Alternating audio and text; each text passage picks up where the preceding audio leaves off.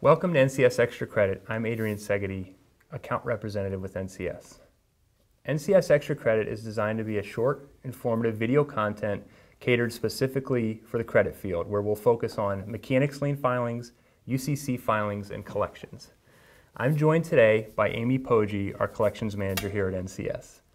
Amy's been with NCS for over 10 years, where she spent the last 5 years focusing specifically as manager of our collections services group. Thanks for being here today. Thanks for having me. Of course. So the topic we're going to discuss today is I filed a PMSI in either inventory or equipment and my debtor's in default. And my first question to you, Amy, is so you've got a PMSI and inventory or equipment filed, debtor's in default. How do you handle that? What's the first step to focus on the customer? Good question. What we recommend the clients do first, or creditors do first, is to contact their debtor directly and try to get the matter resolved amicably. Again, it's important that the creditor ask some questions to the debtor, such as, do you have my inventory? Can I come pick it up? Are you still in business? Questions like that.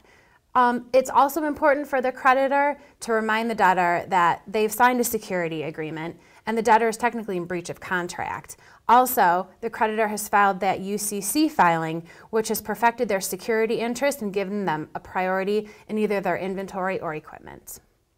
So let's say you start with the amicable route and that doesn't work for you. Where do you go from there? Well, again, another good question. What we recommend, and another option for creditors to choose, is to send an attorney demand letter. And although every case is different, there are some major benefits to sending an attorney demand letter. One of them is the low cost. It's a flat fee, and there's no obligation for the creditor to formally place that debtor with collection at that point.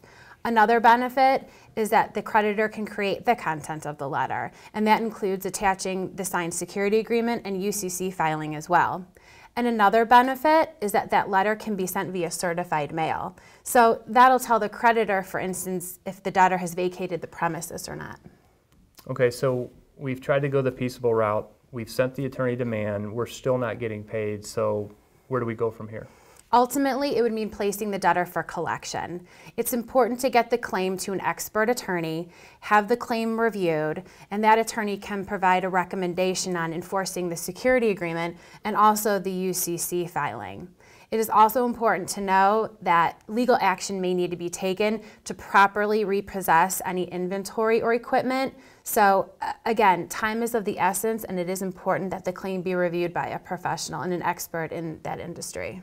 Okay, so I'm going to throw a little curveball at you here. Let's assume we've gone through all those measures and then we find out that our debtor sold off our inventory or equipment. Is there still value in obtaining counsel and trying to go after the claim with an attorney? Sure, absolutely. At the very least, the creditor will have a breach of contract against the debtor, again, via the security agreement. So at the very least, the creditor will be able to file suit against the debtor and any other responsible party, such as a personal guarantee. Again, getting the claim to an attorney who's an expert in that field is the best bet. Great.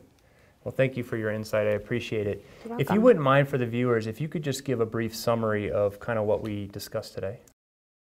Absolutely. Well, number one, remember to be proactive. Remember to keep those lines of communication open with the debtor. It makes it easier to detect an issue in the long run.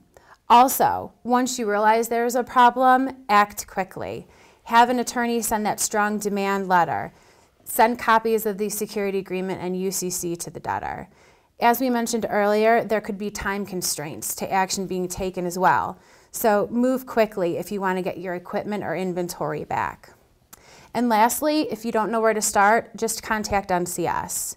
We can ask the questions to get you moving in the right direction, especially if creditors are experiencing issues with the debtor that we didn't discuss today.